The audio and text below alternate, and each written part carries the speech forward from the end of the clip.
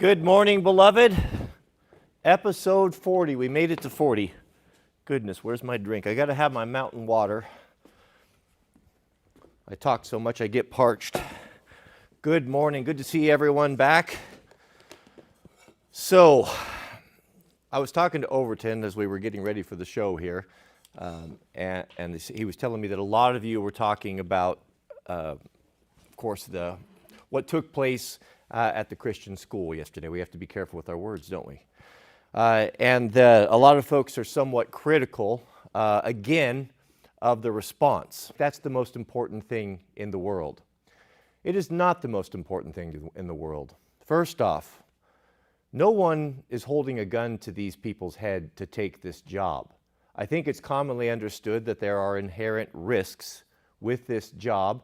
And those risks, you have to kind of assume those and expect those if you're going to put on the uniform. This morning, about an hour ago, I watched the body camera, watched the battery camera. Now, I am not a high-speed operator by any chance, but I have had probably tenfold the training that the majority of these police officers have had. Now, as someone that's just a normal civilian that takes serious my job or the responsibility that I take upon myself when I decide to conceal carry, I make it my habit to shoot regularly, to understand my equipment, to understand basic tactics, and to train accordingly, spending my own time and my own money to acquire and maintain these skills. Now, this is just something that I do as a non-law law officer or professional, because I think it just makes common sense. So when I watched the footage of what was going on, and the ineptitude and the lack of understanding and the delaying and the cowardice of some of these officers, all that does is just to reaffirm to me what I already know. And I want to wake you guys up, and you need to wake up to the fact that law enforcement is not, they're not the professionals that you may think that they are. They're not there to protect and to serve like you think they may be. I think by and large, of course not all, by and large most of them and many of them are just there for a paycheck. And I know that to be a fact because I know of people that have tremendous, unique skills, that have combat education or have learned their skills in combat, who have run training schools and have offered their services free. Because just like me, they grew up with back to blue. These are the good guys, right? And when they came back and they had a special skill set, they offered them to police departments for free of charge, giving his own time to help them with basic tactics, what they learned in the hard knock school of battle and combat. Do you know what he found? He found that no one was interested. No one wanted to give up their weekends to receive this free training that would have helped them to be better officers in their career. So what does that tell us? It tells us that men and women that are there for a paycheck, and they don't have any interest in you. And when here we keep them, we pay them these very generous salaries, take care of all of their problems, qualified immunity, et cetera, et cetera, et cetera. We do this, we support these people, which are a tremendous drain upon the systems and a burden upon us that are out paying taxes and working, with an expectation that in an event where we need them, when we call 911, when our children are in danger, that there's going to be competent professional people that know their business, that know their job, that know the tools of their trade, that they can go in and hopefully do some good. And what do we see time and time again when they're called upon to do the job that they have volunteered to do, that they have signed up to do, that they should know how to do? We see ineptitude. They don't even know how to load their firearms. They don't understand basic tactics. Watching, even me with my limited understanding, watching them try to clear stairways, watching them try to clear rooms, it was like the Keystone Cops. Beloved, you're going to have to take responsibility for your own safety in these coming days. You're going to have to make provisions to protect yourself and your own. You cannot account on these people. They're not what you think they are. There may be exceptions. There are exceptions, obviously. There are going to be people that take their jobs seriously, but by and large, it's just not happening. And it's such an insult when you know how much we pay these men and women to do this job, and what they do, where they spend their time. Are they out fighting crime? Are they out stopping criminals? No. They're essentially parasites on the good law-abiding citizens by sitting in speed traps, enforcing unlawful, unconstitutional mandates, which they swore to uphold. You know, they took an oath to uphold the Constitution. And yet, who is it that stands by as Portland burned? Who is it that gleefully and very excitedly, enthusiastically shut down restaurants for COVID violations and mask violations? You know, and now they're complaining, oh, you know, we're not getting any support from anyone. No one, you know, no one wants to be cops anymore. No, you know, people are reviling us and challenging us. They don't show us the respect that they once did. Well, you've earned it. You've made your bed. Now you get to lay in it. You are obviously a mercenary. And then we also see that when the Supreme Court, they ruled that the police officers have no obligation to protect you whatsoever. And I'm so sick and tired of hearing this nonsense about officer safety. I don't care about officer safety. The worst thing that they're doing, it's going to put more officers in risk than anything else, is this attitude, this adversarial attitude, this gang attitude. It's us against them. It is building a resentment. There is a seething resentment in society right now among people whose eyes are open and watch the way you've behaved and watch your cowardice, that you're not going to be safe. I'm not advocating violence. I don't think anyone should ever hurt anyone. And if you have to defend yourself, you have to do what you have to do. But we're not about violence here. Again, our struggle that's not our struggle. That's not our calling. But there are elements of the population that are going to do something about it, and it's just inevitable. It's not getting any better. It's not getting. You're not taking accountability. And it's when we see these shootings, when we see these things take place, and we watch how you react, and you, like Overton was saying just before I started this live stream, there was officers that didn't even understand how to ready their weapons. I mean, it's at $80,000, $100,000, $150,000 a year. These salaries, they have all the freedom that they need to practice. They have their own ranges. You would think that they would have a basic understanding of the tools of their trade. They would not even have a basic understanding, but they would be beyond proficient. Because the likelihood of them needing to put this into service, whether it be an AR or their service weapon, is high. They should be very proficient of their driving, and yet they're constantly crashing and killing people in vehicle chases, unnecessarily in many times in my case, or in many cases.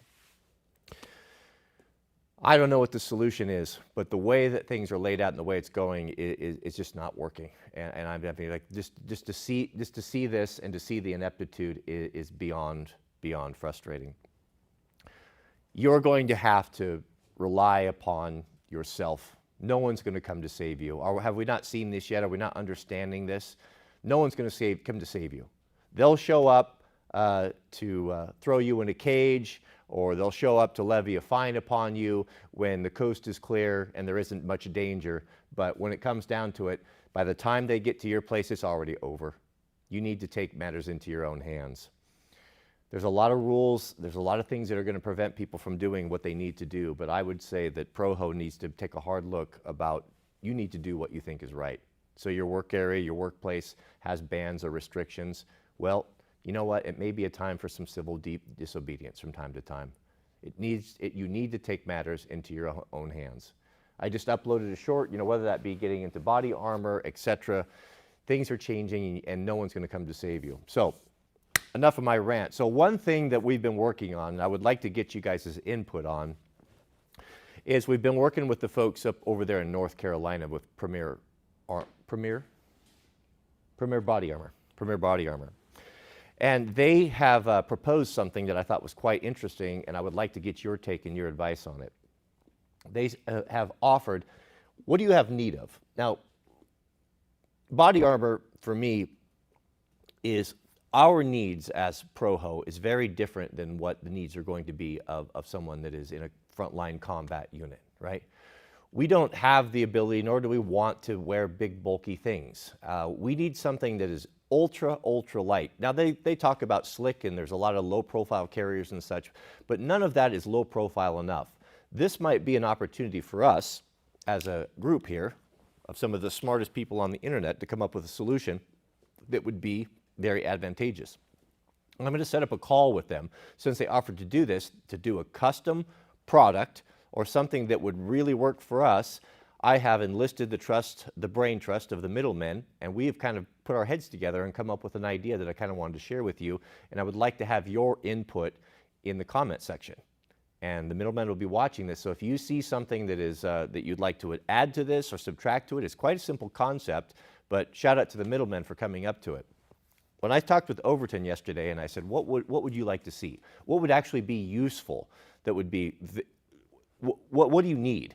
And what everyone is talking about, we need something that's super, super, very, very thin, very, very light, beyond minimalistic, something that you could fold up that would be no bigger than about a laptop, that you could stuff into a briefcase, that you could stuff into a messenger's bag, that is multi-purpose, so that we could use it into many different locations. Maybe we could take it and put it into a sleeve of a laptop. Maybe we could take it and put it into an insert of a backpack.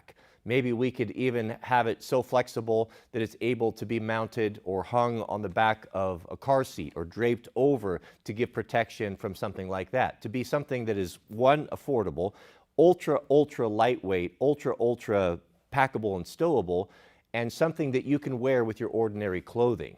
You know, those are some of the ideas that we were kind of throwing around. Like this is the dream list of what we want.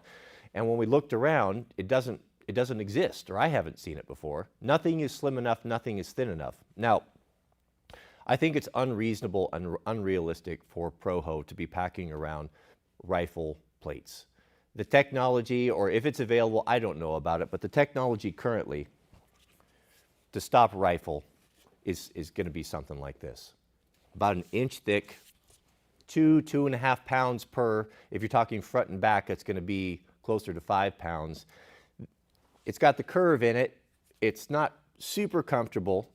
It's definitely not very packable when you try to stack two of these together, and it's too much. You probably have these. A lot of guys have these. We have them set aside, you know, as in our modern Minutemen kit. But is this realistic to take to the workplace? Is this realistic to try to convince your wife to slip this into her shoulder bag? You know, we know it's not. As much as it's just not. It's just the technology is not there. However, if we were to take something maybe like this, or maybe like this, right? Or somewhere in the middle. What if we had, here's our idea. What if we took this shape? This is a standard shape. I think they call it a sappy design. This is designed to fit in almost all of the plate carriers that are going to be available that you already have. So if we want something designed that's going to be as usable as possible, I think that we don't need to reinvent the wheel. I think that this shape, there's been so much research done that this is basically what has bubbled up to the top as being the ideal shape for, I mean, everything's a compromise, but this is what's being used. So I think we don't need to try to invent something else. Let's go with this shape. But we want this shape, but we want something that's actually lightweight and usable. What if we had this shape, but with this form factor, this material? Now, is it going to be rifle protection? It's not. But it's going to stop most shotgun and handgun calibers, which really is the main threat for us. You know, we're not law enforcement. We're not going to be called upon to be running into a school. Therefore, our needs are very different. This is realistic, how thin and lightweight it is.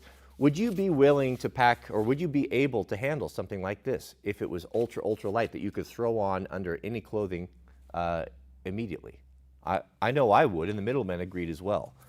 So what I'm going to propose to Premier, and again, give me your ideas. I'm going to hear me out here, kind of what it is this panel, this lightweight Kevlar panel, basically in this shape, it's going to be soft, it's going to be thin, it's going to be flexible, and it's going to be worn with the absolute minimal material.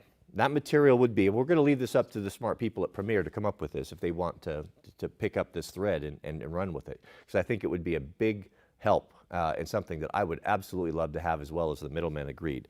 What if there was just a simple 2-inch strap of some sort of a comfortable material that connected the two? Imagine a sandwich board, right, where you just have it, you put it over. It's very thin. The straps are very thin. They're soft. They're flexible. Maybe even some sort of a material like Magpul uses on their MS1 slings, which is a tubular webbing, but very soft and very comfortable, very, very nice, gentle on the skin. So you have that. It's Velcroed on there, or in some way, so you don't have any hard points or any hard hardware, where you can adjust it. You know, if you're a big dude with a 48-inch chest, you can adjust it out, or you're a petite woman, you know, that's small, you know, a size 4, that you could tighten that up and use the same thing. It would need to be universal like that, but you could, you know, it's just, all it is 2 straps, nothing more than that. And then finish it off with a single cummerbund, a cummerbund that wraps around the waist, again, that's adjustable. So you have essentially an armor plate carrier that is the slickest of all slick, that is, you're not adding maybe just a few ounces of weight to these already super thin, super light panels. It's flexible, it's comfortable, it's going to be very cool because there's not any material or anything, just the straps, and I think it would work perfectly. So something like that. Would you use that? Give me 7s in the comment if you think that that's a good concept, that that's something that, if it were affordable, let's say around $300 or so, you can get the whole thing. Modern, lightweight, portable, and then when you don't want it, those straps would simply, I think you can picture it. Those straps would simply just fold inside. You could grab these, look, that's going to be how thick it is right there. You know, very, very light. You could take these things, you shove it into a laptop sleeve, you hang it on the back of a seat, you put it into the back of a book bag, whatever. You have options. You're not shelling out $1,000 for a plate carrier that's going to sit in a gear bag that you're never going to use until it's time to break the glass, right? So there's just some ideas, and let me know in the comments if that's something that you would use. I think it's a great idea. Yeah, and that was, you can thank the middlemen for that. I was thinking on the same line, but they kind of picked it up and took it to the next level. Okay, goodness, let me open up my stream here, and we'll jump in and get started. Yep, I'm seeing 7s. You know, Jason, I heard a lot about the dragon skin years ago, and I heard that, I don't know, I don't think that ever panned out. I don't know what the deal was. I'm not up on it, but I haven't seen it around. I would imagine if that was the latest, greatest, or the best stuff, you would see that on YouTube videos and such, and I have not seen any of that. All right, let us jump into the super chats. We have, we're stacking up here. We have a brand new member, Mr. Thomas W. Hertzler. Shout out to you, Thomas. Welcome. I'm glad to have you here. Welcome, welcome. We have a super chat from new member Dave Anderson. Welcome, Dave. Glad to see you here as well. Yeah, I'm seeing a lot of 7s in the chat there. Yeah, if you have some insight, you know, write it up there what you'd like to see in that, or a particular material, or if you're involved in industrial design and you can add to this conversation. I would like to have as much data as possible before I jump on a call with them so that we can kind of explain that. But I think that that's the principle. I think it's a really, really solid and sound. It's just how to enact it. How to do it. I don't want to add bulk. We have to be very careful with that. You know, we don't want to add material and stuff. We want to keep this absolutely as light and as thin as possible. And we have a new member, or we have a super chat from Mr. Ethan Haymore. Welcome, Ethan. Glad to have you here. Ethan writes, opinion on single dads and reasons for it. Single dads. I don't know opinions. I don't know what opinions. Single dads happen. I guess the first thing that comes to mind is I reject the notion that if a judge needs to decide, and unfortunately the default position now in many family court situations is there's this understanding or this false belief that the children are better off with the mother. I disagree with that. I don't think that's the case at all.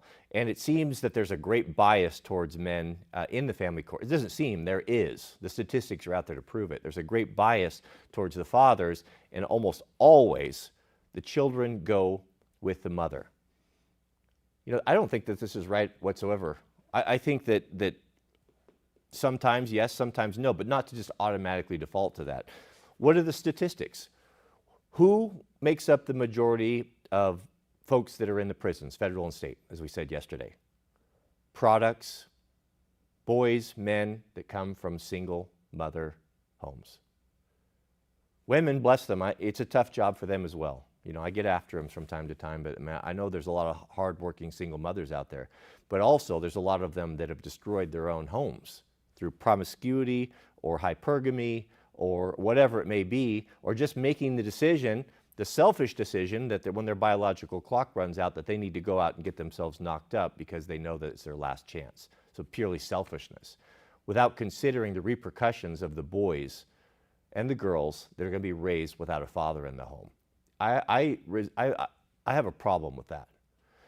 I think, in my opinion, this is just my opinion, I think kids would be better off with their fathers. There's the discipline, the respect, especially for boys.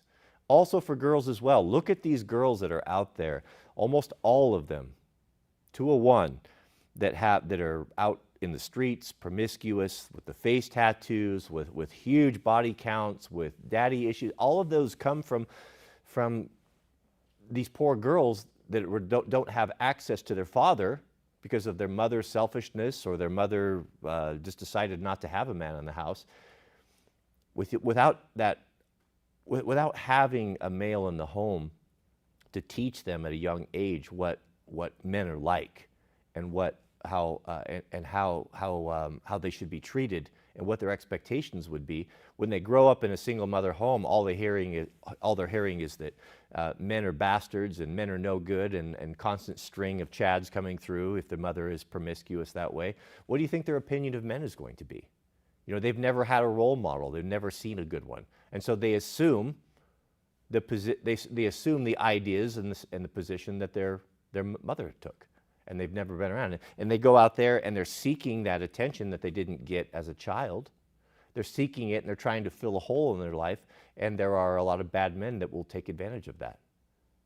And that's the way it goes. So I would, as far as my take on single fathers, I think single fathers as a whole are in a better position to be single parents than mothers are. And we're starting to see that. That's not my opinion. That's just what the facts are bearing out. It's sad that the court systems are not set up to do the right thing. Did you know that judges in family court, they receive a percentage of child support? That there's an incentive to them to award child support because some of that ends up back in their pockets. It's one of the biggest, corruptest scams in the entire world, if you look into it. It's absolutely shameful. Shout out to the single fathers. That's a tough road. It's tough for everyone. That's why you should fight tooth and nail to keep your marriage together. And that decision on who you choose to marry and the mate that you choose is going to be the single most important decision next to your God and your faith that a person can make. Shout out to you, Ethan. Good question. We have a new member, Genghis Chan. Shout out to you, Genghis. Welcome. And a member message from Don Doden. John's been with us for a month. Appreciate having you here. Shout out to you. He asks, what do you think about panhandlers, beggars? Did Jesus tell us to give to them, or is that enabling?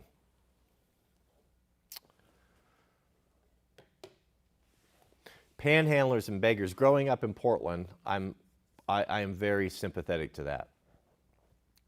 Or I mean, I can appreciate that because I grew up with that. And there's something that it's a very difficult thing. It's not so much now that there's so many grifters and so many people manipulating and taking advantage of the situation. But I remember when I first started seeing panhandlers standing at the at the ends, at the stoplights of like exits off of major highways, where you have to stop and you're stopped at a light, and they stand right there and they walk up and down. We've all seen them before. And it's a very difficult thing. Just your human nature and your humanity wants to reach out and to help them, especially I noticed if they're female. And I struggle with that, and I did struggle with that every time I'd see it. You know, sometimes I would give them a few bucks. Sometimes I would just try to ignore them. Because how do you know? You know, how do you know? But in the early days, I used to give more often. Well, when I moved back from Colorado, I moved to a small apartment in Portland, and right on the east side, and right from my window where I did my work, I could see there was an off-ramp that ended at a street light right there. That was a really popular place, a common place for panhandlers to come and hold signs. And I watched them, and I watched how they operated over a year or so. And what surprised me was it was very coordinated. And what really surprised me is that they didn't even bother to have their own custom sign. They would take these cardboard signs and they would write, you know, their hard luck story on there. And they did regular shift changes on the clock. And one person would be there in the morning shift, and then someone else would come and they would do a shift change, and they would use the same sign sometimes, or they would have a variety. They would rotate two or three, and every day the same ones over and over and over again. When I saw that, then I was not near as forthcoming with being generous towards these people. I realized that this was a business. This was a grift that people were doing. At that same time, when I was watching this, Mrs. W told me a story that she was at, she lived over in the Hawthorne district in Portland, and there was one of those, it was a grocery store that was kind of a hoity-toity grocery store, like a New Seasons, that sort of thing. And then there was just a regular one, like I don't know what it was, a Thriftway or something to that effect. There was a guy with a sign outside of the hoity-toity one, and was basically saying, "I'm hungry, I want some food." And she was going in there for something, and she said, "I'll buy you some food. Come on in, I'm going through here anyway, we'll get you something to eat." Well, as they were going in there, she recommended something, but he only wanted like organic and very expensive, you know, all this high-end food. You know, it ended up, you know, it was ridiculous. Like, he had standards. He had the audacity to not just be content with something that what ordinary people would eat, but he had standards, and everything had to be organic. And then he capped it all off with, when she was talking to him on the way out, saying something about, I'm trying to get money up to go to a music festival. you know. But he was portraying himself as being truly in need and hungry outside of this grocery store.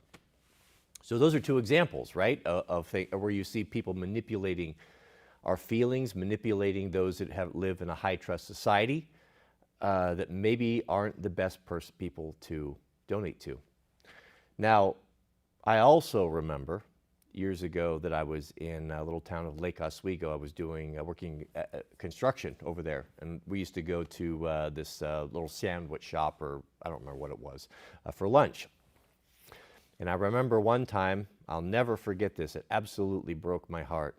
There was a young boy that came in, obviously dirty, he looked like he was homeless, maybe 13, 12 or 13 or so, just pitiful. And he came in really sheepishly, and he went over to the condiment section, and he was taking handfuls of ketchup. You know, and I was looking at that, and I saw it, and then he ran out, right?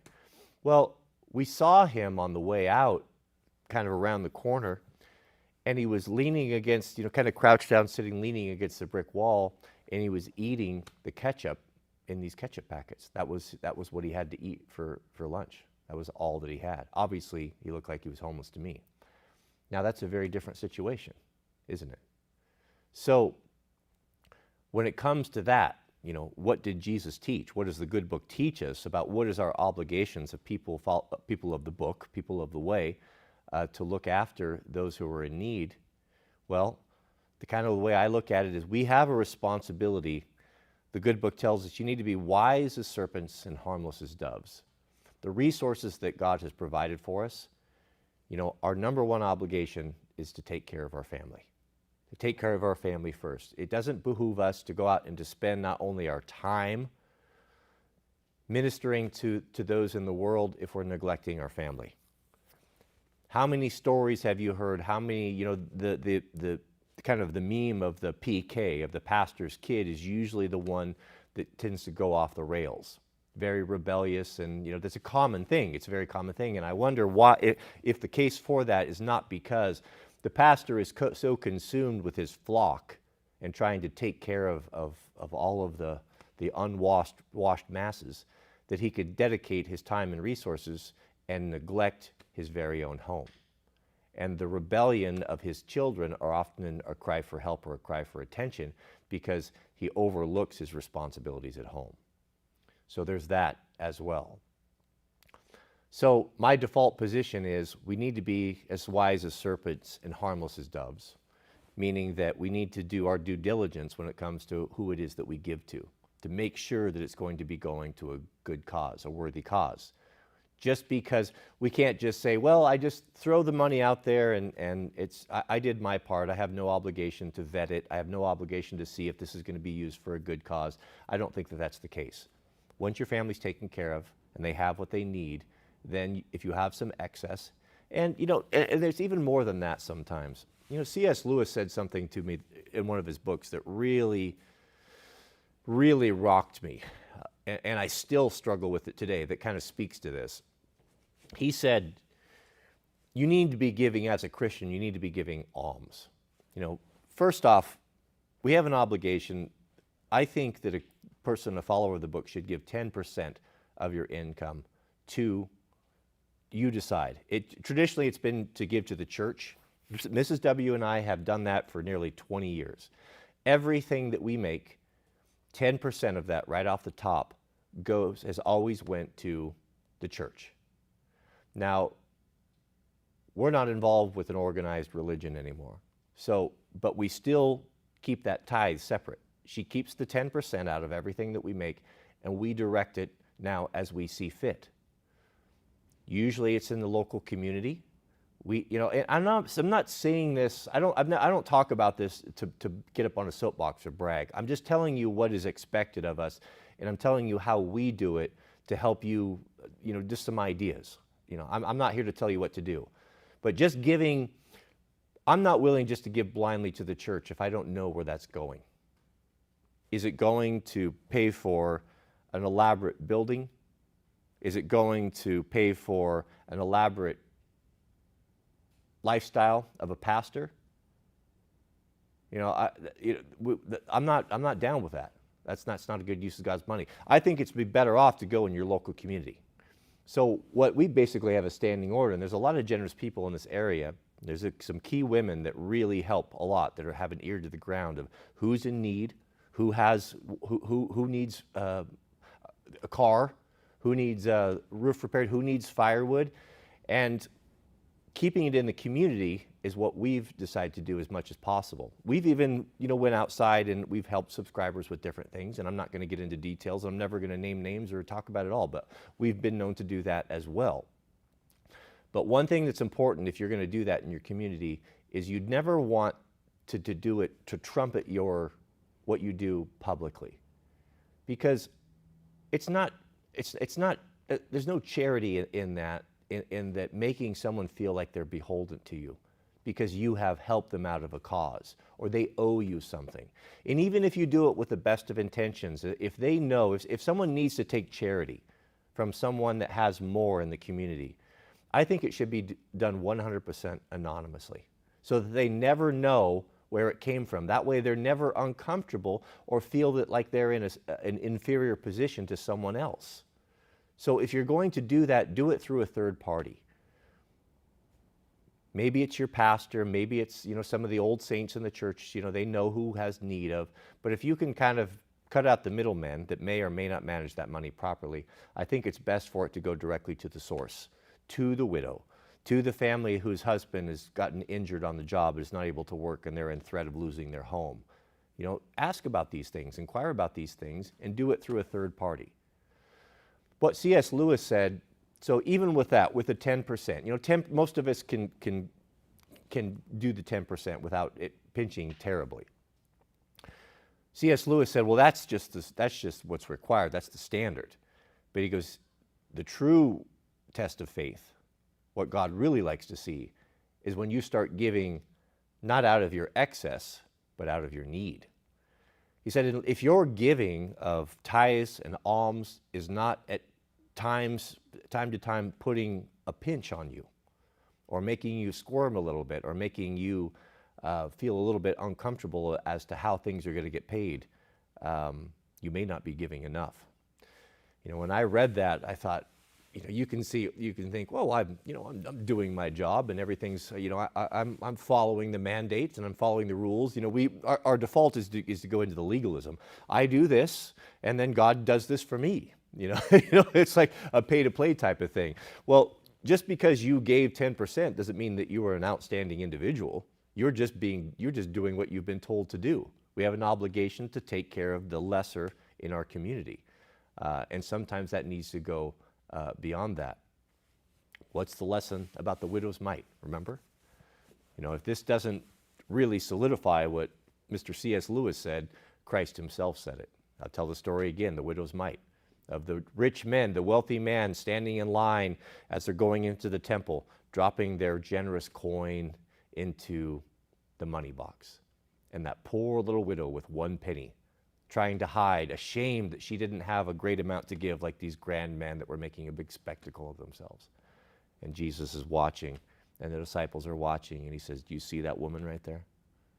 I tell you the truth. And as she approached, I like to think, she tries to hide what she put in there, because it was such an insignificant amount to some of the other people that were ahead of her. She was ashamed, she was embarrassed, but she was giving all she had. We've seen that before. Have you not seen that in the offering plate? Have you not participated in the offering plate? I have been known to do that when the offering plate comes and you didn't make provisions to have some cash on hand. I haven't done it intentionally, but there have been times when the offering plate comes and I'm like, oh goodness, I've got like $1 or $2. I didn't always carry cash back then. And the plate comes and you try to kind of cover it with your hand, so no one's to see how little you're giving. I think we've all been there and done that before, right? You try to make it up later, but that's human nature. You can just picture the scene of this woman. But what Christ said was so important. He says to his disciples, do you see right there? Do you see that woman? I tell you the truth. She has given more in that 1 penny she dropped into the offering than all of these others before and after her. Because what she gave was out of her need, and what they gave was out of their excess. So that's the example. That's the example. So to answer your question, there's a long roundabout way of going about it. It depends. You need to do your due diligence, and you just make sure that you know that your money is going to a good cause as good as possible. You can't always know that. There are always going to be people that take advantage and lie. But that's not your responsibility. But you do have a responsibility to do a little bit of homework on it. That's the way that I look at it. Very good question. Very good question, John. We have a super chat. Super chat from Mr. Ethan Haymore. Shout out to you, Ethan. Ethan writes, opinion on stay-at-home dads and reasons for it. I'm going to get into trouble with this, but I'll say it anyway. I'm not. We need a little bit more truth and honesty in this world and on this platform than we're getting. So I'm here to spearhead that. I'm against it if it's a stay-at-home dad, if it's a decision. You will lose the respect of your woman. That's it. It's the way that it is. Women don't like to date down. Men will date down. A millionaire, will see a cute Hooters girl and take her out and marry her, no problem. It happens all the time. Women, not so much. Respect is very important. There's been a hierarchy that has been established by the Almighty. God created the man first, and he created the woman to be a helpmate to the man. He's given man authority and headship and leadership of the family. Now, I'm talking about a decision, a conscious decision. All things being equal, the man saying, well, I could go to work or you could go to work. How about I just stay home and you go to work? That's what I'm talking about. What I'm not talking about is situations where the man does not have the ability to do it. Got injured at work, a prolonged sickness, who knows, whatever it could be, where he's not able to do this. And the good woman steps up to go out into the workforce and to provide for the family. That's something that is entirely appropriate. And a woman like that that's a good woman to do that. There was a situation growing up where my mom had to do that, where my dad was so injured that he was unable to work for a time, and she had to go out and provide for the family, or we would have went hungry. And she got up and she did that. And that was entirely appropriate. But my dad was able to, once he was able to get himself sorted out and healed, of course, he went back and picked up the mantle of his responsibility, provider of his family. So my take on that is respect of your woman is very important. And by staying at home, and right or wrong, we're not interchangeable, beloved. We have unique roles that have been bestowed upon us and given to us by our Creator. You need to have a leader, and the man has been designed and ordained to be priest of his household and leader. So in a perfect situation, when all things are, or if you have the option and you're not out on an injury, or if it's just a decision, I think it's a wrong decision. Are there exceptions? Maybe. I would not be comfortable with it. I would never do that. The only way I would do that is if I had no opportunity. I would have to be so down and out that just wouldn't be possible for me to work before I wouldn't drag my carcass out and do what I had to do to provide for my family. But I have no doubt that in a situation, just like we had, I was almost a month recovering from that surgery. Mrs. W, I tried to do what I could. I went out, I couldn't do a lot, but I tried to keep making content and keep things going the best I could, but she picked up the slack for me, and that was entirely appropriate. So that's the way I feel about it, but that's one man's opinion. So that doesn't, you're asking my opinion, and that's what I give. I have a right to have my belief structure. I have a right to have my opinion on things, and I have a right to share it. I built this channel, and I built this platform, and so you don't have to agree with it. But you're here asking my opinion, and I'm just giving my opinion. We have a super chat from Marty's Outdoor Adventure. Good to see you back. Marty's been with us for a month now. Shout out to Marty. Marty says, good afternoon from Pitt, Pennsylvania. I had a good experience in Pennsylvania. Hope you received my Jesus Name movie trailer through email. Also, opinion on ladder brand. I love Little Giants. On ladder brands. I'm not a painter. I don't know that I have a lot of opinions on ladders. Yes, I did get that, and I made note of it, and I'll be looking into that this weekend. I'm not qualified to speak on ladder brands. My personal experience with it, fun fact with ladders, do you know why a lot of firefighters still use and prefer wooden ladders over modern day aluminum ladders? Not all, but many. Do you know why? Does anyone know in the comments? Well, I know. I'll share it with you. A wooden ladder, if it's leaned up against a 3-4 story building and there's a lot of heat radiating out of windows, when it's compromised, it is obvious because it's on fire, right? You'll know it's structurally compromised when your ladder is on fire and you're standing up there and you look down, you think, oh, my ladder's on fire. I think I'll get off this ladder. An aluminum ladder, not so. Aluminum ladder is there sucking up the heat, weakening, and then at the worst possible moment, completely unbeknownst to you, will buckle and drop and kill you. That's the reason why. Kind of interesting. It's a very low-tech solution, but a very effective solution. Completely.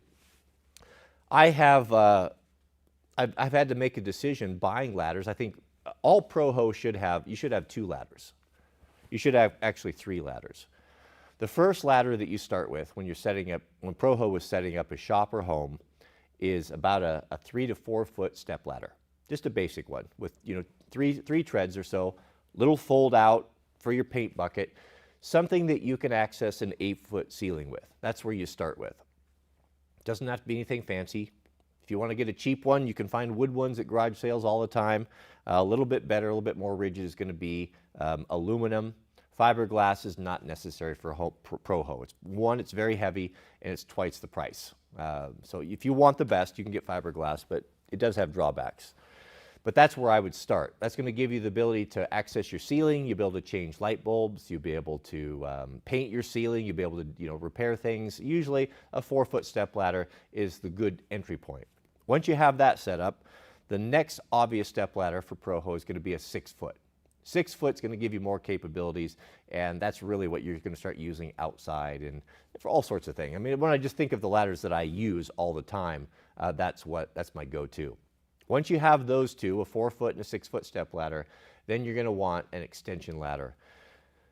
Aluminum or fiberglass. Again, these ladders are expensive, and they're very big, and they're hard to move. And the fiberglass ladders are super, super expensive, but a lot more rigid, a lot more durable. So if you're a painting contractor or you're professional, you're going to see those guys on fiberglass ladders. They're just superior in that way. But the cost is significantly more, and they're very, very heavy. Difficult to move around. Pro hose usually doesn't have the money to hire contractors, and he's out doing stuff on his own, and that means usually moving his ladder on his own, so you're better off to go with aluminum one. It's going to be half the cost, and it's going to be a whole lot easier to use. A 20-foot extension ladder, which will ultimately go up to 38 or so, is very handy because if you separate them, now you have 2 ladders. And 2 ladders are very handy, especially if you have kids, and you can separate them. You can move them a lot easier and then put them together when you get to your destination. They're very, very versatile. You can use them for a lot of different things. And that's going to give you the ability to get up on your roof. Get up on your roof to do repairs, to shovel snow, to clean out your gutters. You need to have a good extension ladder. So regarding brands, I can't get into that. I don't know. The best ones are going to be found at, if you want to find who makes the best, go to your paint store. Professionals are buying ladders there, and they demand the best. And if whatever brand they carry is typically going to be a high quality item. So that's my take on ladders, my limited understanding. That's kind of what way I look at it. But good question. I don't know about Little Giant brand specifically, so I can't speak to it. We have a super chat from our friend Kyle B. Kyle's been with us a year now. Shout out to you, Kyle. Welcome. He writes, I would love to see a plate carrier chest rig disguised as a backpack. When the action happens, you zip off and tear off the bag and expose your rig. That's interesting. That's interesting. I'm trying to imagine that, how that would tear off. Why would you tear it off at all? Why wouldn't you just leave it on you if the body armor is already in place? Disguise it, when the action happens, you zip off or tear off the bag and expose your rig. That a backpack is fine, but that doesn't solve the problem of a front solution. And I don't see why you would need to take the backpack off. Now, with a backpack, even with these panels here, of course it's going to be an option to wear it on the front. Like, let's say you're in a situation like, and this happened last year. Remember the last event that we had where the brave police were handcuffing parents that were willing to go in and rescue their own children? Do you remember that? Don't forget that. Never forget how they reacted, how they did that, and then they lied about it. Protect and to serve. But let's say you were in that situation, right? Your child is in there, and you have the means and the ability to go in and do something about it, to meet violence with violence. You have watched this video, you made the investment, and you bought a single panel, and you have it in a backpack in your car for your everyday carry, whatever it is. Of course, it would be a good option if you're going to meet violence with violence. Do you want that panel on your back? If you're going to go in there, if you're a mother bear or you're a motivated father, you're not going to be retreating, you're going to be advancing. So obviously you could turn that around to the front, right? And empty the contents apart from just what you need. So it's not bulky, it's not slowing you down or anything, but that's what I would do. I would have that thing flipped around, and I would be wearing it on the front as an impromptu plate carrier. I'm just saying. Just saying. I think the backpack is a good option. The backpack, all of that has already been done. Now, I haven't seen the tearaway, and I might be missing your point exactly how that would look, but I don't know why you would need to tear. Yeah, maybe. I guess maybe if you just didn't want the bulk and such, it's possible. The best thing to do if you're serious about that would be to sketch something up and send it over to me, email it to me, and we'll take a look at it. There's no reason why we have to stop with just one design. Maybe we can submit 2 designs. It's a good idea, though. We have a super chat from Mr. Jerry Gentry. He's been with us for a month. Shout out to you, Jerry. Welcome. Jerry says, as long as it passes the fizz test and I don't want to leave it at home, more than not. Yeah, and that's the most important thing. Again, I got to reiterate this. It doesn't do us any good to have the high speed. I mean, let's be honest, gentlemen. We're not packing this. We're not packing this in our day in, day out, right? And do you have a crystal ball when you wake up in the morning and you're making your decision over what your EDC should be? Are you can you predict what you're going to have need of that day? You know, it's not realistic. So the best way to be prepared is to have it in your regular rotation. This is part of my EDC. I mean, most of us carry some sort of a bag, a briefcase, sling bag, backpack, something like that. Adding that to our daily lifestyle is not going to be a burden. It's something that we could all adopt. And it's got to be fat, high speed, and it's got to be lightweight. And also, I think it's important that it's not, as cool as the pressure garment is, the pressure shirt is, the garment with the sewn in thing, and I think that that's a very viable option as well. But even with that, you have to wear a specific garment or article of clothing to make that functional. And what I'm hearing a lot of people are saying is that I need something to work with the clothing that I wear. I choose to wear particular things because that's what I like. And I don't necessarily want to wear that. And what if you live in a place that's really hot, you know, and you don't necessarily, you're not in a position where you need it? I mean, are you going to now get to work where you're not really under any threat? You're going to wear that all day, or do you want something that you could take off without completely disrobing, that's so light and so thin that snaps are just 2 Velcro points really quickly, it folds up, slide it right into your briefcase, and you're done. And even then, it's still usable. You know, is a shirt or a plate carry usable outside when it's not on you? You know, now you could hold up the bag, the backpack, you could wear it. Even though you're not wearing the armor, it's still in the sleeve. Maybe it's in the laptop sleeve, that sort of thing. It still can be slung on the back. It still can be worn to the front. You know, you get the idea. You see where we're going. I think it's a brilliant idea. I think it's something that needs to happen. But yeah, you're right, Jerry. That's the number one thing. It doesn't matter how good it is, how high speed it is, how well it's made. If it's not handy, then it's not of any value whatsoever. It's just another accessory that sits at home that will not be accessible when we need it. We have a super chat from the Trumpet Guy, 723. Shout out to you, the Trumpet Guy. Trumpet Guy says, do you have a recommendation for a Bible translation of any good practices for reading the Bible? I hate to keep repeating myself for those of you who have been here for a while, but I do extend some grace because we have new folks that are joining us all the time and every day, and so they're not hearing this. So a lot of these things that I say, I'll have to repeat. I think a good resource I would recommend for you, we'll start with this, to help you to get through all 66 books, to give you some perspective and give you some accountability, is to jump on to the free app DAB, the Daily Audio Bible. The Daily Audio Bible. Jump into that. It's free, and follow along.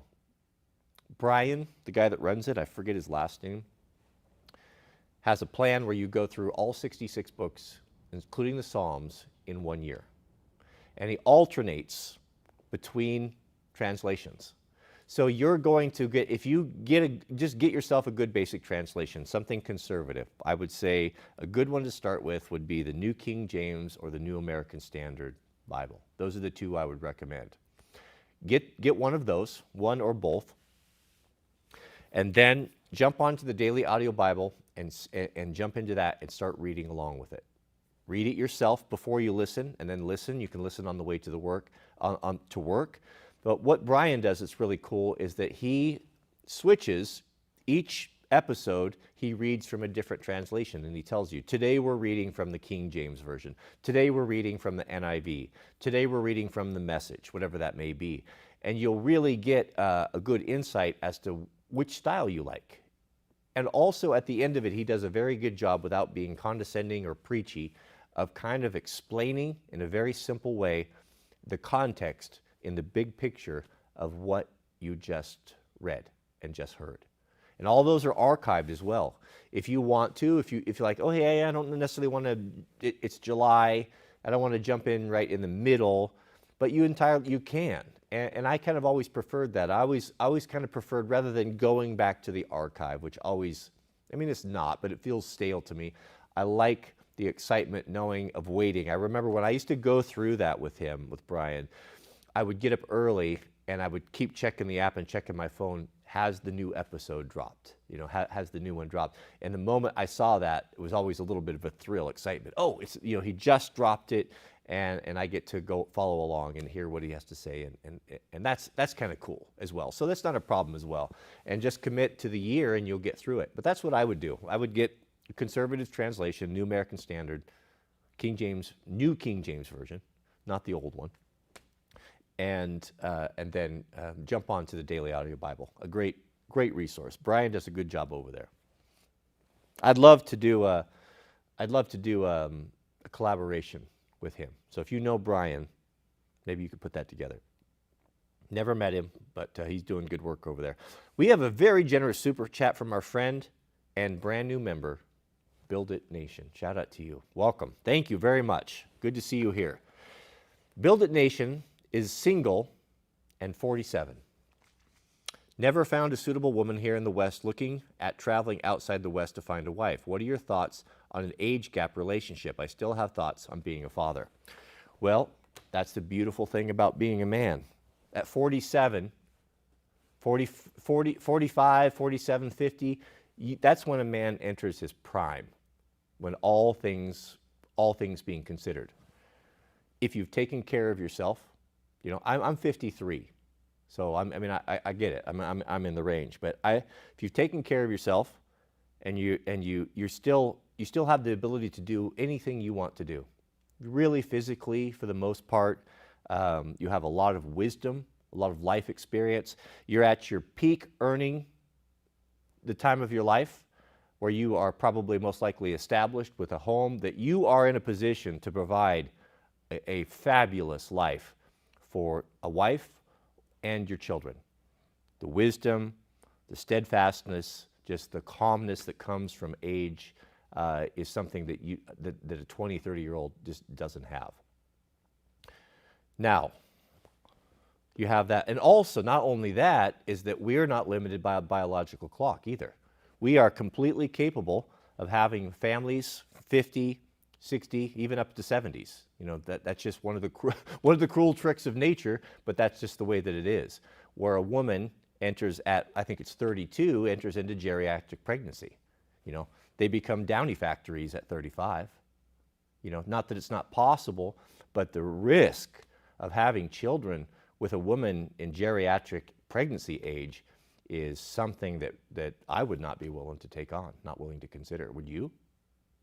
So it's just a cruel trick of nature. It's the way it is, that women get everything up front at the beginning, at 16, 17, 18, all of that, they have everything at the very beginning, and then when they hit the wall in their 30s, or whatever, they can extend a little bit, but usually 32, 35, it's pretty much the end of the road for fertility in families, at least not high risk.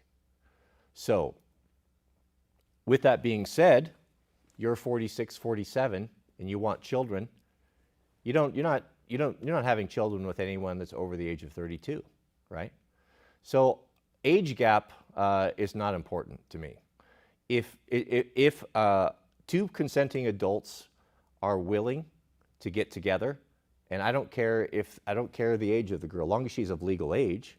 You know, I mean, I'm not getting into teenagers or anything like that, but if you know, if a woman is in her mid-20s or so and understands the situation, understands and wants to be married to a man of wisdom that can help to guide her in good decisions, that is a good provider, that wants to have a family and such, then that's what you need to get. I mean, that's really your only option if you want if you want to have children.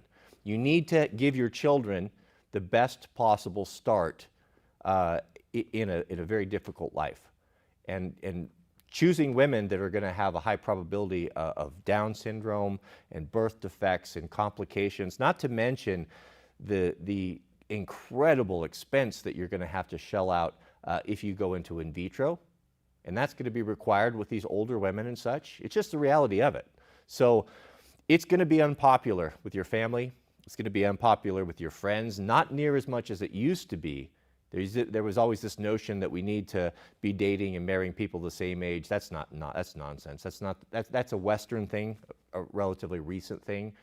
But as everyone's fond of telling us, you know, women have the right to act. You know, they have the right to make their own decisions. They're strong and independent, and they can do what they want. So I don't want to hear any shaming language of a 20-year age disparity between a man and a younger woman because he wants to have a viable family and healthy children. Don't pay any attention to what they say.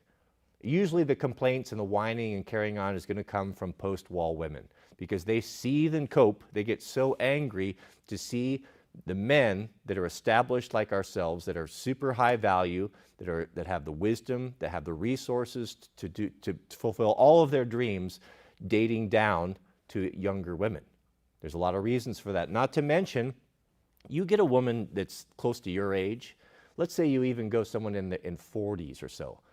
The number, if she's probably has multiple kids from multiple marriages. She's got tremendous baggage.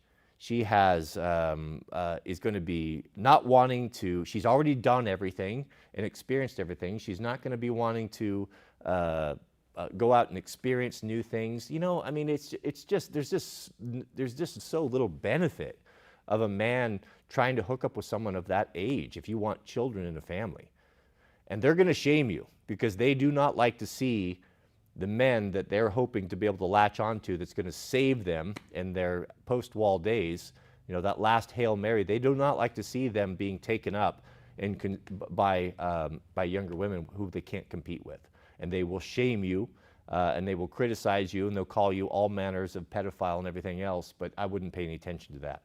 Again, I'm not talking about crazy stuff, I'm not preying upon young women, but if you want viable your own children from this union, then it needs to be, you know, something before 30, really.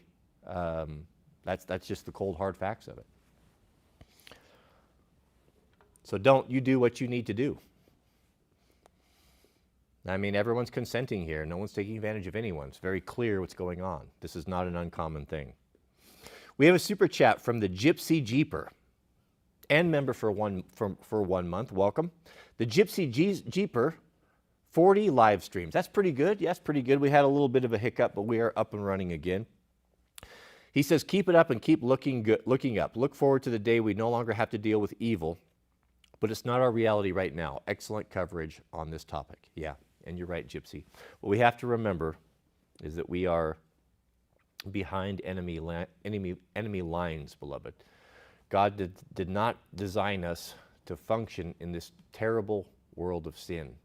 That's why it's hard to get peace. That's why it's hard. That's why you don't feel like you belong. That's why you feel like everything's wrong and that what's the point of living? We've never intended to live this way. And we have to just endure but a short time, and we are on the winning side. Stay close to your Father.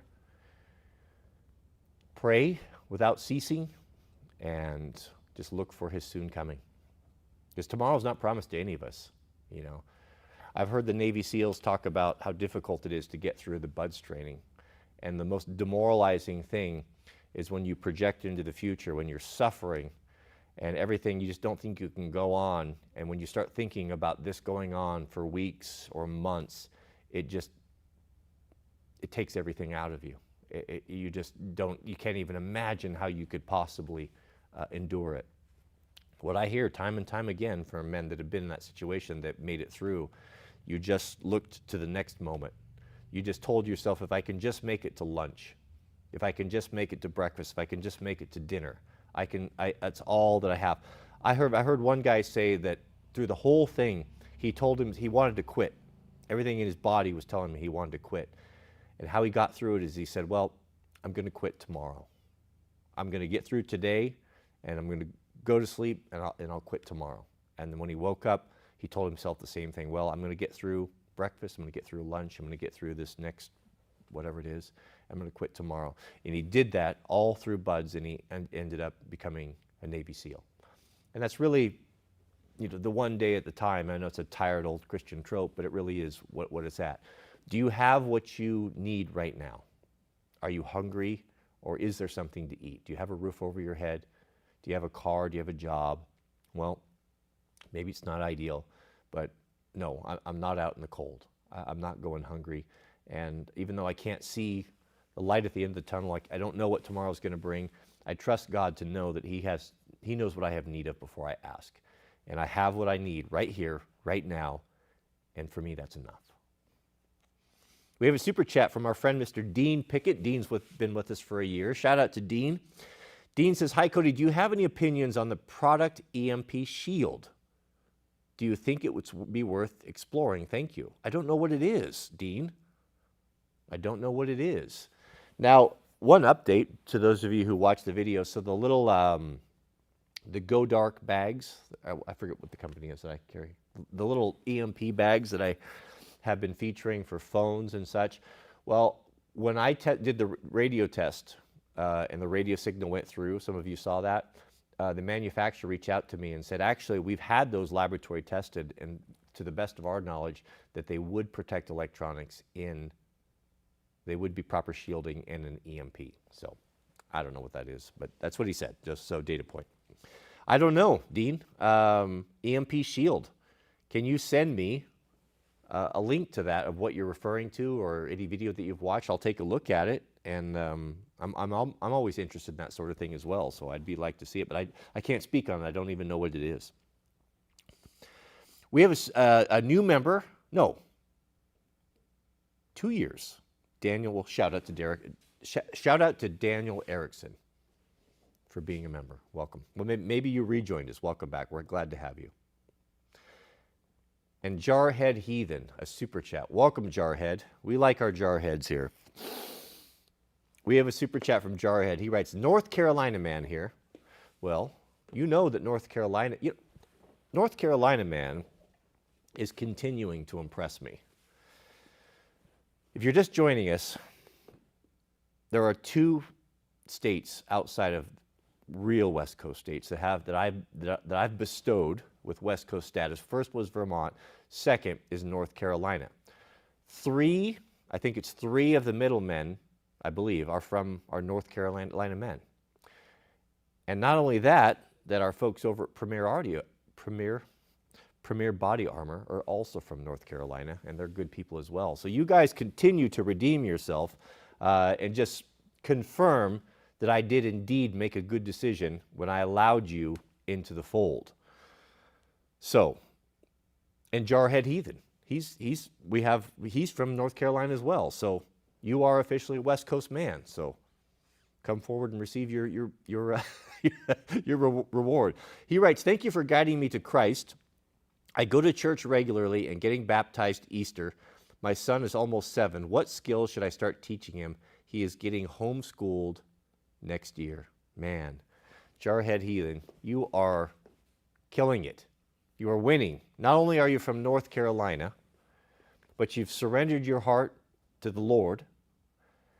You're homeschooling, and you're raising your son and taking accountability and responsibility for it. It is like the trifecta of victory right there. I am very, very proud of you.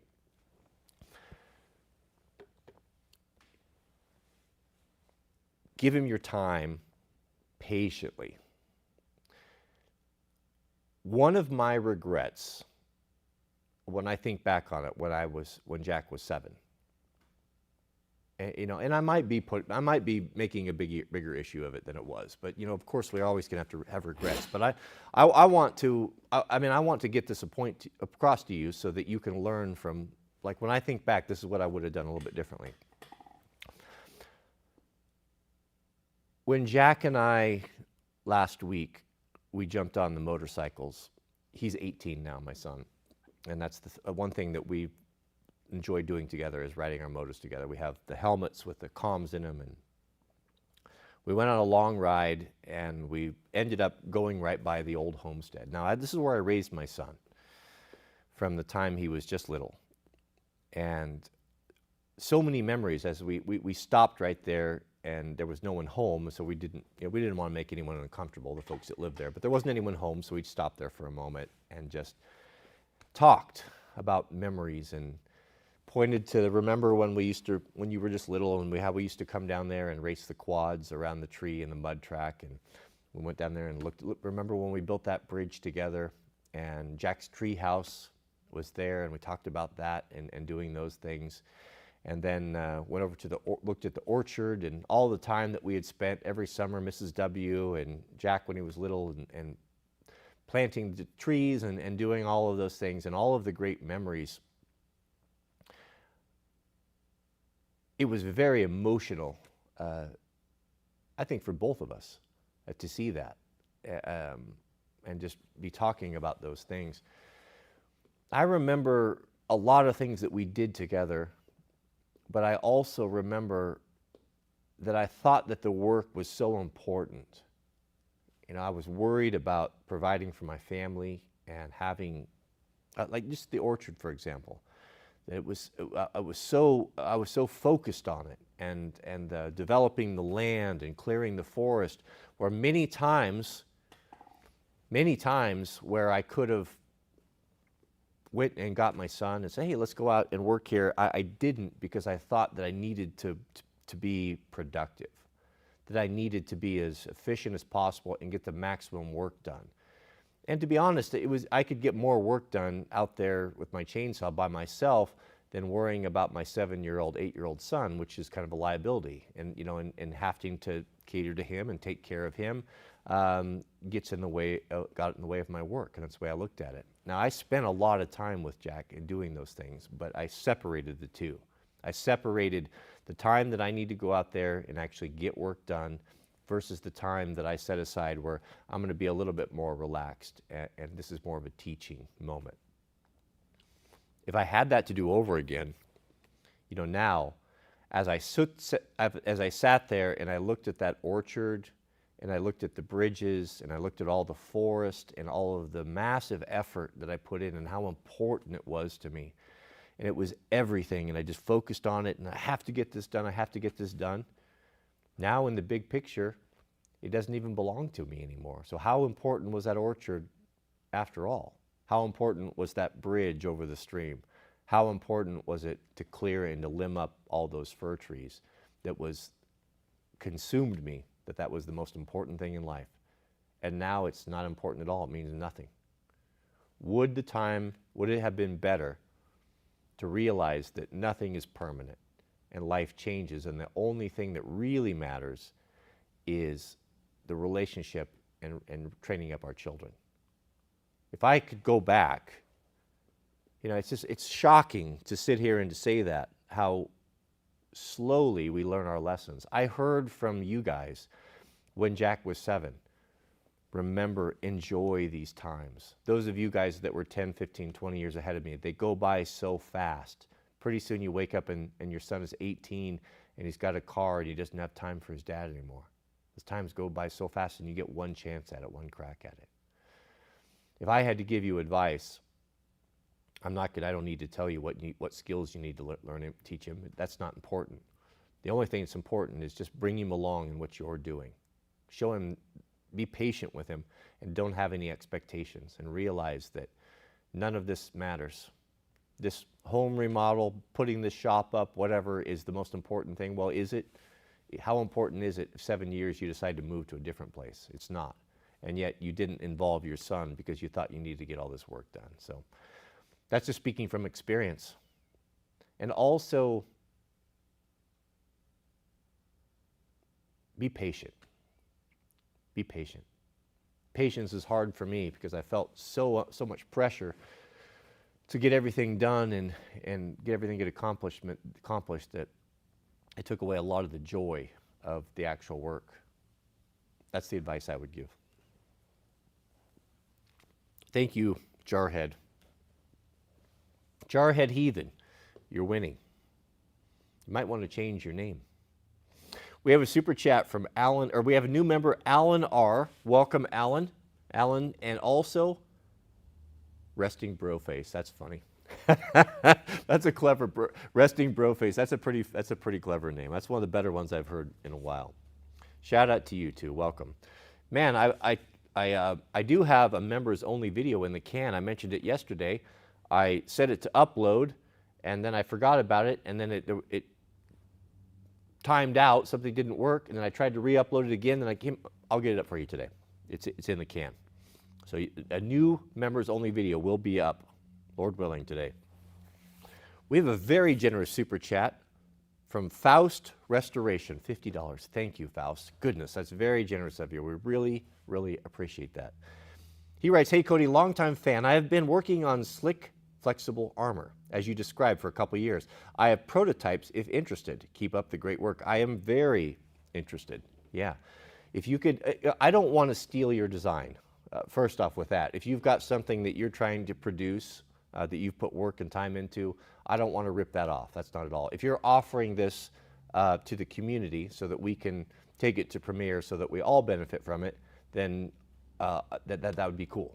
But no, there's not a requirement for it. So if you want me just to take a look at what you've come up, I'll keep it, I'll be discreet, try not to steal your good ideas, but I would like to see it. Email Cody@Wranglerstar.com if you could send me some ideas. Yeah, thank you, Faust Restoration. I'm actually quite excited to see what you've come up with.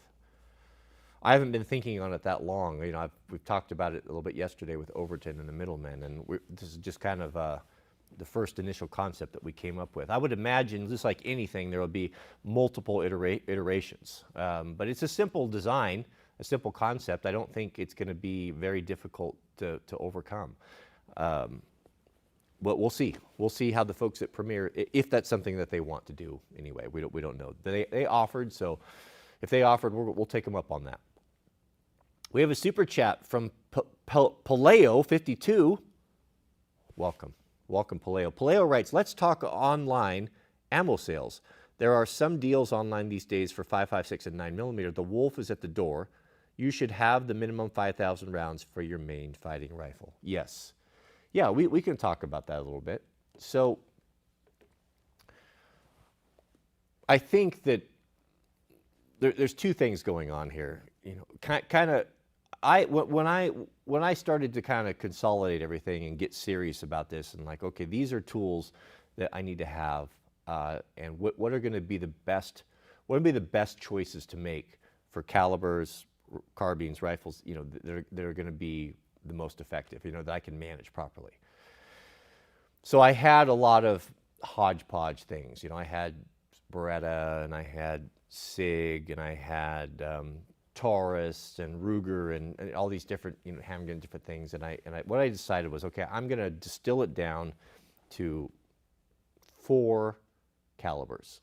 I think it's 4 or 5 calibers that Proho should have. I'm not going to tell you what to do, but you should probably fall in this category somewhat. So starting with the smallest, you need to have 22 long rifle. Now, I think the best option is going to be the Ruger 1022. The Ruger 1022 is a very reliable, excellent, affordable, small rifle that would be super, super effective.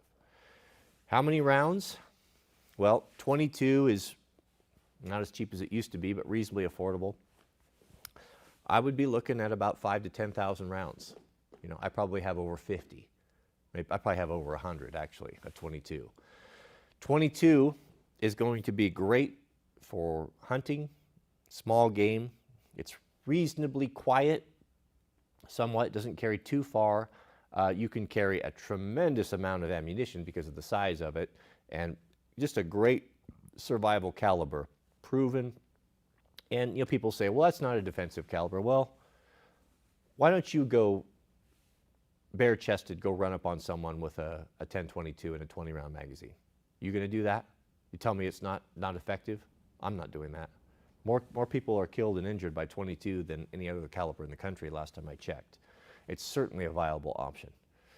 So that should be in your arsenal. Ruger 10-22 and 5,000, 10,000 rounds of ammunition. After that, go with a handgun platform and be consistent. Make your choice. It's probably going to come down to the best option is either going to be Glock. Glock's going to be the best option, or perhaps SIG, one of those two, in 9mm. If you're a 45 guy and you have to have that, then you go with that too. That's fine. But one or the other. It's the most ubiquitous cartridge. It's going to be the one that's most readily available. If you were to beg, borrow, or steal from a neighbor, they're most likely going to have that caliber. It's going to be the most common. Avoid exotics. 40, not so good, but the 9mm would be of choice. The reason for staying across, choosing one particular brand is it's going to be able, especially with the Glocks, you're going to be able to interchange parts. You're going to be able to interchange firing pins, magazines. Your holsters are all going to be the same. You'll be able to go from a 26 to a 19 to a 17, sharing a lot of the same components. That's really important, especially when it comes to holsters. You want, and just being familiar with it. Do you want to have complexity of battery of arms across multiple platforms in a stressful situation? If you've just shot on a flat range and never been tested, or got your heart rate up, or had stress put on you, you'll be surprised how quickly your abilities diminish and how confusing the situation gets. So if you are going between P3 or 320 and that battery of arms versus a 1911 or a Glock, and you're going back and forth, and you haven't shot for some time, and maybe it's been a while since you've been to the range, and you're in the middle of the night and someone's in your room, are you able to work through that? Are you able to have your wits about you to understand the different nuances and where's the magazine, et cetera, et cetera? You see where I'm going with that? Whereas if we're going to keep it simple, I ditched all that other stuff and strictly went with 9mm Glock. All of them are the same. The trigger reset, the battery of arms, the magazine, the slide lock, the magazine release, all of it's the same. Grip angle, etc., right? Holsters. So that's what I would look at. Now, if you have family guns, and I have family guns as well that are important, granddad's hunting rifle, my dad's Colts, that sort of thing, that's completely a different thing. I'm not talking about that. The 22, Ruger 10-22, the Glocks 19, if you're just going to get one 19X, is about as good as you can get. After that, you need to have a good 12-gauge shotgun. Best bang for the buck is going to be either like the Mossberg, I think it's the 500. I don't know, I'm not a Mossberg guy. I'm going to go with the Remington 870s. I've got multiples of those, and I've got them from non-lethal to the police models with slugs and buck, to the longer hunting versions for geese and ducks, birdshot, etc. There's very few firearms that are going to be more versatile than that, than an 870. 870 is going to be pump action, tons of accessories, proven in combat, just reliable, and just an all-around great option. Affordable, easy to use, easy to work on, been around forever, just a great option. Super, super versatile. Even if you go something with a 16-inch barrel that's more defensive, a defensive type of weapon, you still have a lot of options. You can shoot slugs, which are going to take down most game in North America. You're going to have the ability to, for buckshot, which is a devastating personal defense round. You're going to have the option for non-lethal, if that's something you have need of. You can load whatever you want to in those things. Very versatile. Also, the bird shots. You'll be able to, for small game, anything like that, you'd be able to do some light hunting with that sort of thing. So very, very versatile. And also the 12 gauge shells are going to be found in most any home. It's going to be very, very common and still relatively affordable. Downside, they're very hungry, hard to feed, and limited range, different things. We all understand that, but that's something would be number 3 would be you'd want that in pro hose arsenal. Ruger 1022, 9mm, and 870. After that, obviously, 5.56 AR or AK platform. 5.56, 7.62, you choose. So it comes down to personal choice. 5.56 is for me. That's what I like. That's going to be your main home defender right there. America's rifle, America's right hand.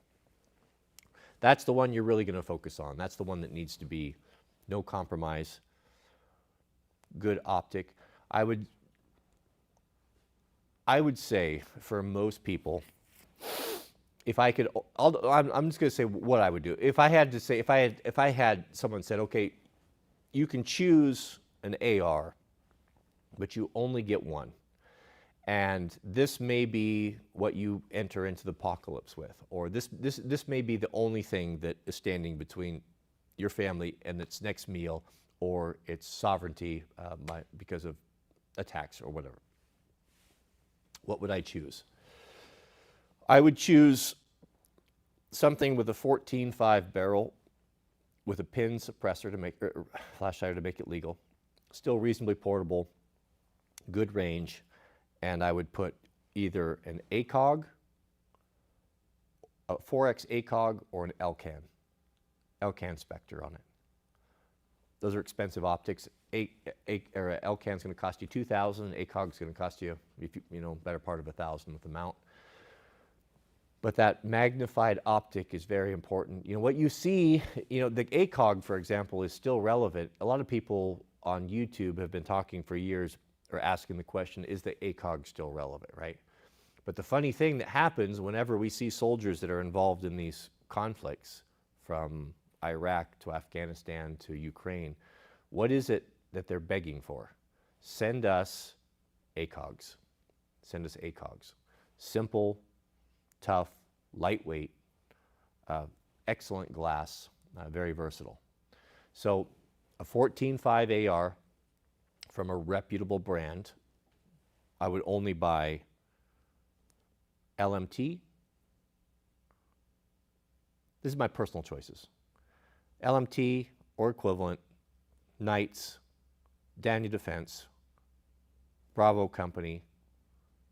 Those have been big. LWRC, I think I've heard that those are super nice as well. I don't have any experience with them, but a reputable brand. No Frankenstein nonsense, something that you can really rely upon and trust. This is really your bread and butter. Like I'd strip all the others away for this.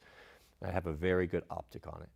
I'd have an Elcan Spectre. It's going to be your 1-4 or 1-6, but I'd go with the 1-4. That 4 power is really sweet. My granddad was the best marksman I ever knew, and he was one of the best hunters I ever knew, and he hunted with a 4 power scope almost his entire life.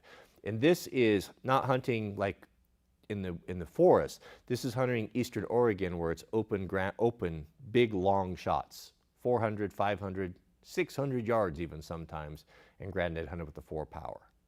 So it's completely possible, because that's also, that platform with that magnification is also going to be a viable option for hunting as well. Once I had that established, then my last and final would be an appropriate hunting rifle caliber, i.e. designated marksman type of thing, right? Something with a 10 power scope or a variable 3-9 or any combination of that. What calibers? Stick with the common calibers. The number one, if I could just have one, I'd probably go for the 308. 308, after that it'd be 5, there's a lot of options. 308, 308 6.5 Creedmoor. I think we can all agree that that's here to stay. That's what I built on. If I couldn't have those two, I would look at 300 Winchester, maybe even 30-06, maybe even 7mm Remington Magnum. Anything outside of that is really, is not necessary for hunting and for game. That's going to be primarily something that if you do a long shot for hunting or taking down game, any one of those calibers is going to be sufficient. Even 270 Winchester would be just fine. 260 Remington. There's a lot of good calibers out there, but pick the common ones. Your most common is going to be your 308, 30-06, 300 Win Mag. More exotic, maybe 6.5 Creedmoor, 7mm Remington. You get the idea. But that's where I would hang my hat. That's what I would, if I was building an arsenal, that's where I would start. Probably start with 5.56, a good AR platform or an AK. Then I have 1022 Ruger, Glock or Glocks, 870 shotgun or equivalent, you choose, and you would be in good shape. I'd cover pretty much all situations. We have a super chat from our friend, the Soviet Tanker, and brand new member, just joined us. Welcome, Soviet Tanker. Soviet Tanker writes, hey man, I was wondering what your opinion was on people who don't believe in God. Personally, my life has only improved since I stopped worrying if I was right in God's eyes. Now I don't know what to believe. I'm not the type of person that looks down on anyone that hasn't come to that understanding. Not at all. I don't see you as any less of a person at all than someone who's sitting in the pew. Actually, just the opposite. A man who has not been convinced or is agnostic. Maybe you're on the fence. You're not sure. You don't disbelieve, but you're not willing to go there. Maybe you haven't seen the evidence that you need. I think oftentimes a man in that position, as long as he doesn't stay there forever, ultimately you have to get to a point where you have to either, as my dad's dad used to say, you need either no, I'm going to use vulgarity, crap or get off the pot, right? Make a decision, do one or the other. That's the one thing that is really an offense to man and to God, is a fence sitter, someone that sits on the fence, or someone that his decision goes with the political winds, doesn't really stand for anything, and just goes along with whatever, just a milquetoast mediocre man. Make a decision or don't make a decision, but get about doing it. Might take you years, but there comes to a point where you've got to decide. You've got to pick a side. God tells us, I would rather you be hot or cold. But the fact that you are a fence sitter, you're a milquetoast man, you're undecided, take a little here, take a little there, unwilling to commit to anything, you're an offense to me. I vomit you out of my mouth, as it's put in the King James Bible. He'd have more respect for you, for the man that says, I don't believe in this, I haven't seen the evidence, and you follow your convictions, and so would I. I would rather have you as a neighbor, as an atheist who had put the work in, had looked into it himself, had read the holy books, and came away with his own decision, this is not for me, or there's nothing to this. You and I could be friends. I wouldn't have any problem with that. I would never judge you. I mean, I wouldn't preach to you. If you had done that, and I respected that you had done your due diligence and you weren't just going off some nonsense or something you'd been told or never really put the work in, you and I could be the best of friends. Actually, I would have more respect for you than for the milquetoast man that thinks he's going to earn his way into the kingdom by never knowing Christ, but just putting his time in and taking up a pew and taking up the air of the church, to be honest with you. Paul said something that was so profound to me. I think about it all the time. It's one of my favorite verses in the New Testament. When he was going into preaching to the Gentiles, there were members of the early church that would be frustrated that they wouldn't accept it. Why don't you?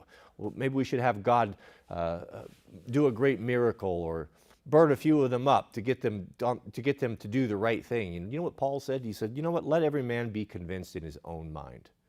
Respect a man's intelligence and his decision. The gospel, to me, you don't need to beat people up. You don't need to shame people or make them feel worse than anything. The best thing that we have as followers of the way, of people of the book, is our testimony. And you don't need to share it unless asked. If someone asks you, people will see. You will know them by their fruits. It happens to me all the time. You can see the relationship that Mrs. W. and I still have. are still very much in love with each other. We're still newlyweds after being married for almost 20 years. You know, and I don't look as good as I used to look. She still looks the same to me, but she still loves me nonetheless.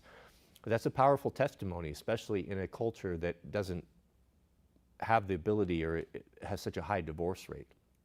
You start to stand out. God says you'll know them by their fruits. When you see the children, the way that you keep yourself, the way that you keep your home, it speaks to, you know, you're honoring God in all those things, and people pay attention to it. And they may know that you're Christians and didn't want to hear about it. And if you have always been kind to them and didn't preach to them and make them feel bad or berate them or Bible thump them anyway, you know, then the most powerful testimony is just a life well lived, trying to follow the commandments, trying to do the right thing. You know, it comes out in the watch and people are watching. And that testimony of that life lived is the most powerful proof that God is real. And that's how you win people over. It's not by making them feel bad. I mean, there's a time and a place where God needs to grab you by the scruff and get your attention. And a loving father would do no less. If you have an errant child that's not doing something and he's running out into the street, you're about to get ran over by a car and die, you're willing to shout at him, scare him, even grab him and paddle him a little bit if he's little, just so he understands, because he didn't understand the danger he was in. God will do that to us, and that's necessary, but that's not his ideal. That's not what he wants to do. He wants us to let us reason together. I want you to see through your own mind. I want you to make a conscious decision, make your own decision that this is the better way. And when you look at the Christian family, the real Christian family, they're not perfect, but they're trying to do the right thing, they're trying to follow God, and you see the contrast between this family working together, putting God first, honoring God in all ways that they can, compared to with the degeneracy of the left and to those that are opposed to God. There's a contrast there. The Christians are a bright, shining light, an example, like little lighthouses all over the country that you can look to and to see that there's hope, that show that shine a light of, they light up and show the contrast of the degeneracy of those that are working against the Father. So, you know, the fact that you're asking these questions, Ryan, I'm sorry, Soviet tanker, the fact that you're asking these questions and that this is on your conscience, this is the time that you're the closest to God. If you're not just so hard-boiled and you've made up your mind and there's nothing to this, if you're wondering and you're seeking and you're asking, this is God working in your heart, and you've probably never been closer. And I envy people in this situation sometimes, because you can be in the faith for a long time, and sometimes you take it for granted, and you know, God understands that you're mature now and that you need to kind of go forward trusting, and you don't often get these great benefits that sometimes come from new converts, even miracles or extra measures of blessings that are poured out for those that are new to the faith, and you have that to look forward to. So the only thing that I would tell you is that before you make any decision, don't go off of what you think. Don't go off of what you've seen from other so-called Christians or the faith of your parents or grandparents. There are no coattails in the kingdom. Every man will be judged according to his own decision. Just because you had a family member that was faithful doesn't mean that that's going to give you any credit whatsoever. You're going to have to give an account to your God. So make sure, whatever decision you make sure that you know what it is that you're rejecting, or know what it is that you're accepting, because you've decided with your investigation, your prayers, that it is for you or not for you. That's all I would tell you. Shout out to the Soviet tanker. We have a super chat from Mr. Ryan Warren. Ryan's been with us for a month. Shout out to you. Ryan says, backpack like an army duffel bag that has a plate in the back and the top flap that if something happens, you can unclip it and flip it over your head. Yeah, that would be fine. Are you carrying an army duffel around as your EDC? Are most people? That would be a good idea and that would work, but my question is, how many are our wives carrying an army duffel? What we want, a lot of those things are out there. What we want is something that's realistic for as many types of situations and as many types of people as possible. So for ProHo, what is our need? Well, we're not we're not military operators. We need some common sense, something that is going to be very light, easy to employ, that we could put on kids, our wife, ourselves. And I just don't see our kids or our wives carrying a military-style ruck rack. Not that it's a bad idea, but I don't know that that's going the direction that we're trying to go here. Shout out to Ryan. Thank you. Thank you for your input. We have a super chat from Chris Hall. Chris Hall's been with us a month. Chris writes, I appreciate how you change with the times, religion or not. Cody helps the man on a mission. We can all come together on that. Yeah, we have to change. The times have changed. I mean, that comes up all the time. How come you don't do things like the things that you used to do? Well, we've done those things. Can we belabor a point? Can we continue to do everything I've been doing this for 13 years. The world has changed a lot in 13 years. I think we can all agree. I've changed. I've learned a lot. I think the best thing that I can do right now is not another axe sharpening video, but building this community. We're building this community together, encouraging one another, getting one another ready for the second coming. I mean, when we look at the big picture of things, what's more important? Teaching men how to get through these difficult times, knowing that they're not alone, helping young men to make good decisions, that they don't choose mates that will destroy them and wreck them, that could ultimately bring them to ending themselves, or have their children taken away from them, or their finances destroyed, or they're losing their home. I mean, we've moved on, we've moved on from those times, and we have a bigger supply here, a bigger mandate, a more important mission here. We have to be able to be flexible, just like you said, changing with the times. I don't know if I'm touching on the point that you're making, but that's the way that I look at it. That's the way I look at it. Thank you, Chris. That was very generous of you. Sure appreciate that. We have a super chat from Arturo Hugera. Shout out to you, Arturo. He says, my dad is your age, and recently my mother filed for divorce. I've seen him very down lately. He has taught me everything I know. What can I do? Man, that's a tough thing. That's a tough thing. If you had, I can somewhat relate to that. If you have a father that's always been like the head of your household and your rock, and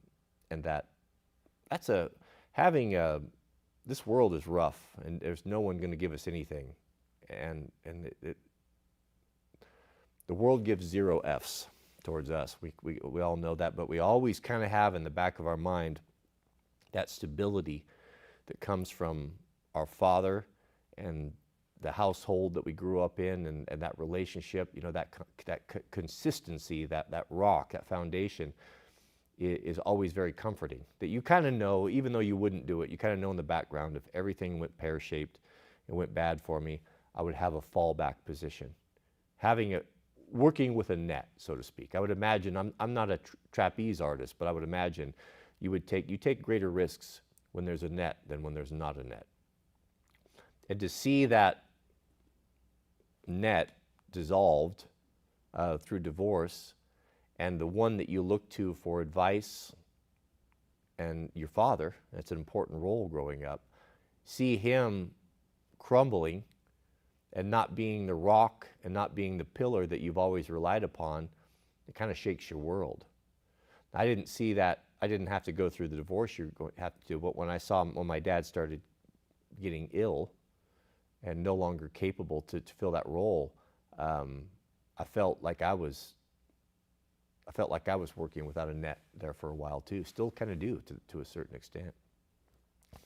It's a difficult relationship too, because it's very hard to see as your father. It's going to be hard for him to take advice from a son, even if you do have wisdom and you're right. That's just the way that it is. but it's not impossible. I remember it happened. I remember the distinct moment that the roles between me and my father were flipped. I mean, it wasn't a profound situation. It was just a conversation. It was over at his house, and Mrs. W and I would go and take the kids. We would go in and visit, and I would sit and visit. My dad, at that point, his last few years he was pretty much stuck down to his chair. He couldn't walk around or move very much. He was really, really crippled, just didn't have the capabilities, and he was just getting older and tireder. And I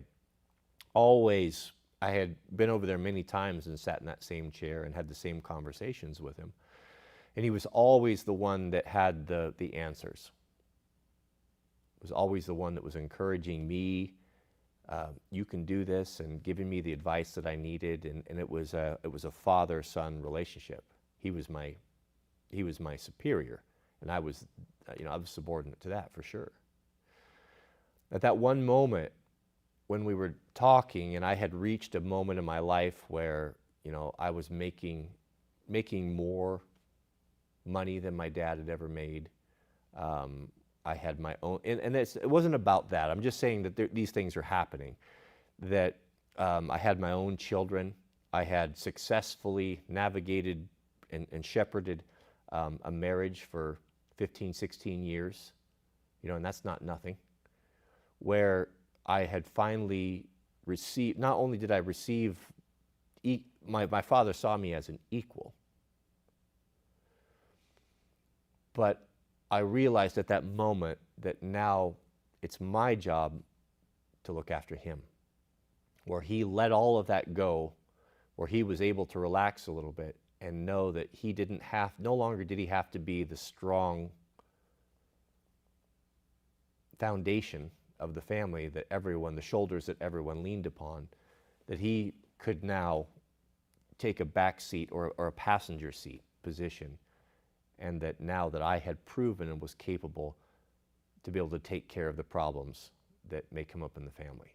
And that burden was no longer upon him. And it just happened, and nothing was said about it. And he recognized it, I think, and I recognized it, I know. And it was a real shift in our relationship.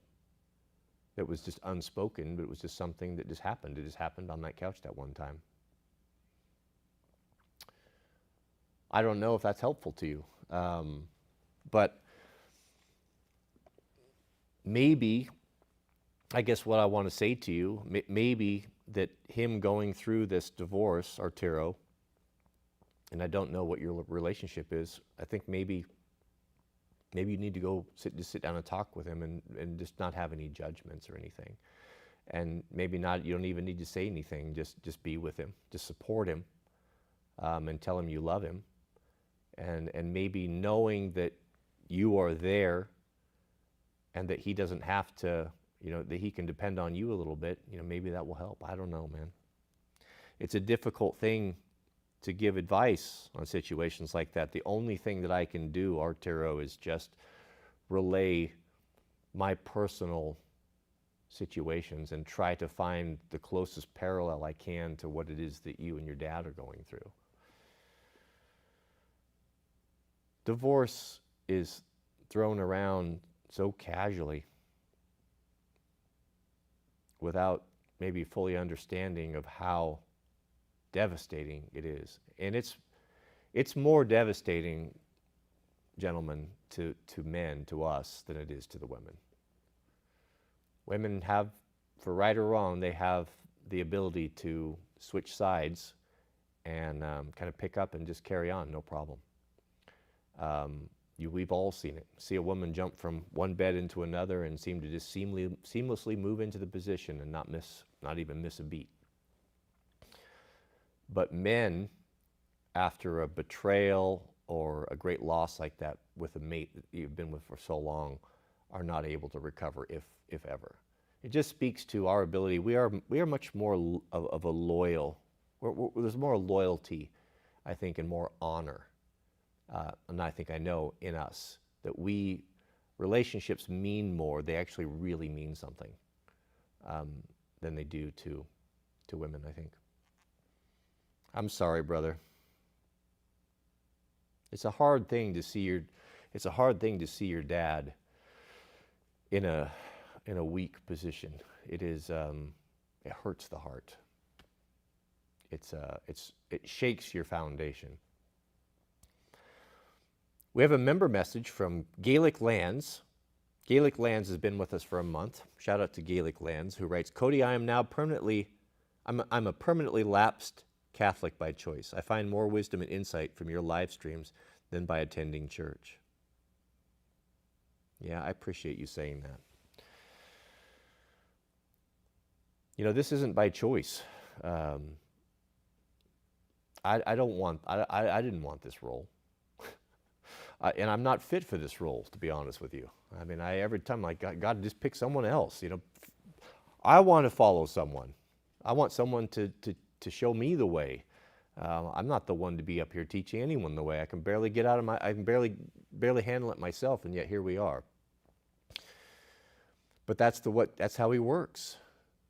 You know, God chooses the most inappropriate people to do His work. And here's a perfect example. Because He wants everyone to know that it is not me that has anything to offer. It's Him, so that He's glorified. That's why He chooses the ineffectual, He chooses the weak, He chooses the inappropriate, so that we don't gather the glory into ourselves. I know my character, and I know my nature, and I know my default positions, and it would be knowing myself, it would be impossible for me to get a big ego about having some spiritual gift or being a great teacher of the Word. I mean, it's laughable, it's ridiculous to even think about it, yet here we are doing it. So I'm humbled. God humbles me by putting this responsibility upon me. But that's what the future is going to be, I believe. I think that's a powerful testimony. Gaelic Lands, coming out of the Mother Church and realizing that the Mother Church and many of the Protestant churches have lost their way and that God is removing His Spirit from them. Was it there at one time? That probably was. Is it there now? It doesn't seem like it. The work, if the church is unwilling to do the work, then it falls upon the layman, and here we are. So we don't have the ability to all get together, especially men. Men can't, you can't have an exclusive organization for men anymore. That would not be allowed, not in this country. So this is what we have. And God is working through these channels as well. My prayer is that I don't do anything to bring reproach upon His name, which I constantly do. I spend more time on asking for forgiveness for my big mouth and my ego than anything else. But nonetheless, we move forward. Thank you, Gaelic. That's a very encouraging thing for me to hear. I appreciate that. And our friend Gypsy Jeeper, wisdom is the skillful application of truth. Boy, isn't that the truth? Well, wise words.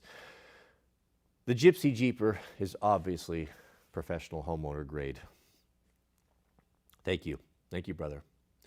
We have a new member, Mr. JB. Welcome, our newest member. And a super chat from Jerry Gentry. He's been with us for a month. Jerry writes, to help stimulate some bit of stress while shooting, add a shot timer. They are an affordable tool that will help immensely. Yeah, I haven't done that before. I know a lot of guys use shot timers. I watched Lucas from T-Rex Arms. He seems to shoot. He's a good shooter. He does that. That's good advice. I don't have one personally, but that's good advice. What I do is ammo is expensive and valuable. You know, I don't shoot it like massive quantities like I used to. But what I've always done in my training is I always interject dummy rounds. So I'll go out and like, okay, I'm going to shoot 4 magazines, but I don't go out there and just dirt shoot, right? Mag dump. I work through drills. I try to take advantage of the 50 rounds I'm going to shoot or so. So 1 shot, 2 shot, 3 shot drills at the most. But when I'm loading up the magazines, I get the rounds, the box of rounds, pour them out, and I'll throw in 5, 6, 7 dummy rounds. And I'll also load in just a couple, 3 or 4 empty cases randomly. I'm not looking, I'm just punching them in the magazines. I don't really know. I mean, you forget, mix them up, put them in the mag pouches, and they're in there, but you don't know when they're going to come about. And you've got 2 problems. You have the plastic dummies, which are tap rack bang, easy to clear, and then you have just the empty cartridges that tend to pose more problems. You can get jams, get stuck in there. So that's what I do to introduce stress. We have a member message from Hanky Mountain Garage. Hanky's been with us for 26 months. Welcome. Welcome. He says, I won the marriage lottery 21 years ago. Tradcon, dental hygienist, and we're each other's first loves. Thank you from rural Virginia. Yep, there you go. Right there, more precious than rubies. That's a man who found a good woman. I can relate. I'm the same way. I'm only a couple years, 1 or 2 years behind you. Mrs. W and I are coming up on 20. Actually, this is a good time to bring this up. I have an announcement. I haven't told anyone yet. So, did I bring this up? So next week, Mrs. W and I are going to go on a vacation, just her and I, for a few days. 4 days, I think it is. A great mystery date. I've planned it all. We're going out of state. And we are going to we haven't had a vacation in a decade, maybe longer, maybe 20 years. I don't know if we've ever had a vacation because I've always been self-employed and grinding.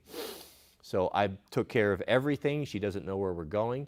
I told her what she's going to need to wear, what type of things to bring, because that matters to our women. They want to have appropriate clothing, and that's all she knows about. So I will be gone for a couple days next week. So just so you know, I'll make an announcement. I'll post it online, so you're not looking for us, but we'll be back. We have our friend Andrew Rouse, like House, is back in the chat. Good to see you back, Mr. Andrew. Thank you for your generosity. We appreciate that. He says, "Hey Wranglerstar, what's your opinion on how we used to dress in the 20s, 30s, and 40s, etc.? Would you like to see Sunday best come back?" Yes. I have a huge problem. It's deplorable, the state of dress. I'm just turning into an old boomer. Get out of my kids these days and all this. I hate to even get into this, but there's the casual dress and everything is fine. Be comfortable. Be comfortable. There's no reason to have to impress people. I understand that and I get that, but there's a time and place. Right? There are certain standards that maintained. If I were to go to a church that a pastor or a youth pastor gets on the pulpit, gets up on that pulpit before God's people in cargo shorts and the latest trendy drip, I'm walking out. I'm not having that. I mean, that's just asinine. I don't get that whatsoever. I understand being relatable to the youths, but we have to maintain some certain standards. I mean, if you were to go and meet a foreign dignitary or an important person or the CEO of your company for a steak dinner or the president or what have you, are you showing up in that sort of attire? Or are you going to be wearing your best? So how much more when we go to God's house, how much more should we be maintaining those standards? That's all I'm going to say. Goodness. I mean, it's those youth pastors in the mega churches and the fade and the cargo shorts up on, I mean, it's deplorable. It's absolutely deplorable. I would not have that. I would stand up and shake my fist in righteous indignation, and I would take my family and leave. I've walked out of churches before. I've grabbed my family and we've left because of inappropriate sermons or inappropriate attire or just inappropriate things that were taking place up on the pulpit. I've done it more than once. I have a super chat. Thank you, Andrew. Good question. Yeah, good question. I have a super chat from Micah Ramsig. He says, have you ever heard of the evangelistic William Marion Branham? His sermons seem to be similar to some of your beliefs. Thank you. I have not heard of him. Is he an old time preacher or is he a new guy? I don't know. I'll have to look that up. William Marion Branham. Yeah. You know, to be honest with you, I'm not going to look it up. I might as well just be honest about it, Micah. I'm not interested in sermonizing from preachers or men anymore, to be honest with you. I've sat through, my whole life I've sat through it. I'm just not interested in it. I want the genuine. I want the source. I would rather my time spent reading the Word of God, inspired directly from Him, and receiving interpretation through the Holy Spirit, my own understanding and my own study, than the sermonizing of another man. That might be my age. Is it appropriate? Yeah, of course it is. If you're new in the faith and you don't have any understanding, but you're also in a position where don't put too much trust in them. I don't know, man. I'm just over it, to be honest with you. I sat in sermons. I sat in churches for years where the same old tired sermons came round and round. Same old canned sermon, reading off the same paper. You know what? I just don't know that it's valuable. I think it's more valuable. It's more valuable to me. I think it's more valuable to a lot of you of receiving and talking about real-time problems that we're experiencing and trying to apply them to our understanding of Scripture and talking about it together. I think that's more valuable. I think that's a value. Is it a value to sit through and listen to another canned sermon from another guy sermonizing up on a pulpit? I don't know. Maybe I'm not seeing it the way you see it, but I've had it. I've had a belly full. I don't need it anymore. I think sitting down, having a conversation, discussing current events and topics that are affecting us right now, that are affecting our children, that we're struggling with, adapting. There's nothing canned here. We're not bringing around the old sermon about, you know, the virgins and the olive tree and such, you know, that may have been applicable when it was written 20 years ago, but today has gotten a little bit stale and no longer relevant. I think that the work being done here, sitting down, not having a head, there's no headship here. We are all equals here. We're all created in the image of God, not one more important than the other. You know, it very well may be that one of you may judge me. You know, if I don't make it, if I fall, I lose my crown. I understand that. The least of you could be highly favored among the Father. And we'll sit, and we will all, if we make it, those of us who do make it, will sit in judgment of men and angels. So we have to give each other the respect that we deserve. And the idea, I never liked a man having some sort of authority given to him by another man. Now he's the only one that can crawl up on this elevated position and talk down to the unwashed masses. I reject that. If we were to teach, if I were to have a church, it would be a round table type of thing. People would come in, there would be no raised platform. There would be no one elevated above. I wouldn't have a problem with there being a person in charge. Someone needs to be in charge that would be maybe where his job is to study and to pray like it was set up in the early days. And I'm not opposed to providing for a man like that, provided he is doing that work so that he can bring understanding, interpretation, or just have a framework of study for the group. I don't have a problem with that. You know, we have a precedent for that in the early church. But even the early church workers, you know, Paul was one among the greatest of the disciples. You know, he didn't just quit working. He was a tent maker. He continued to work and earn his keep as well as teach. So this idea of putting these men in ivory towers and keeping them in luxury and comfort that's over, man. That's over. I'm done with it. And I think you guys are done with it as well. This is what we have to work with, and this, I believe, is how God is going to spread the word.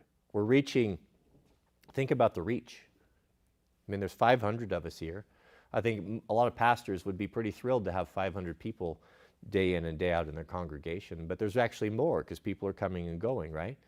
But then the clips go up, and the the live stream is up for people to watch that will ultimately get 10, 20, 30, 50, maybe 100,000 views. So just because we're not sitting in an ivory tower up on a pulpit or have a building, doesn't mean that the work is not getting done and getting done and spreading to a much greater audience than could ever be possible in an old country church. We have a super chat from Eric W. Shout out to you. Any fanny pack with soft panels overlapped on the back side that can be pulled up, wrapped around the back of your neck, and connect at the fanny again. Yeah, I think that's kind of on the concept we were talking about, the sling bag. Yeah, that's similar. Yeah, that's a good idea too. Yeah, good idea. That's a fanny pack though. The problem is that's a very small panel. Even if we take, if we take a big fanny pack or sling bag, I mean, this is going to be maximum right here. And actually, this is actually too big for a fanny pack. This is for a sling bag. But if you took this, a third of this off, that'd be fine and all, but there's not a lot of not going to be a lot of coverage there. Not that it's not valuable, but I think we need to stick to the full body, the sappy shape, and work with that as kind of a starting point. Thank you. Good idea. Thank you, Eric. Thank you for your super chat. And we have a super chat from our friend Hanky Mountain Garage. He's been with us for 2 years now. Shout out to you, Hanky. Welcome. He says, I meant to say my wife is 21. Oh, and I'm 25. I'm sorry. 21 and 25, not 21 years of marriage. Young men, don't give up. Keep fighting and find a good woman, from rural Virginia. I'm sorry about that, Hanky. Thank you for the clarification. Yeah, there's a young brother that's winning, getting it done. 21 and 25.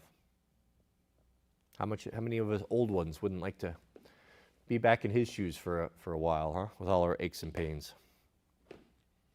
Well, it's good to have you here, Hanky. Thank you for your generosity, and thank you for giving encouragement to all of the young men that are struggling. It's a hard time for our young men right now. And I, for one, will be praying for you guys, especially you guys. We're going to need you guys desperately. All right. Well, we are at the end of the super chats. Probably a good time to shut it down. Thank you all, beloved. Thank you for hanging out with me. Thank you for your generosity and all of the good comments. And I appreciate that. Please pray for my family. Pray for me and my family. We will be praying for you. And we'll see you guys on the next one.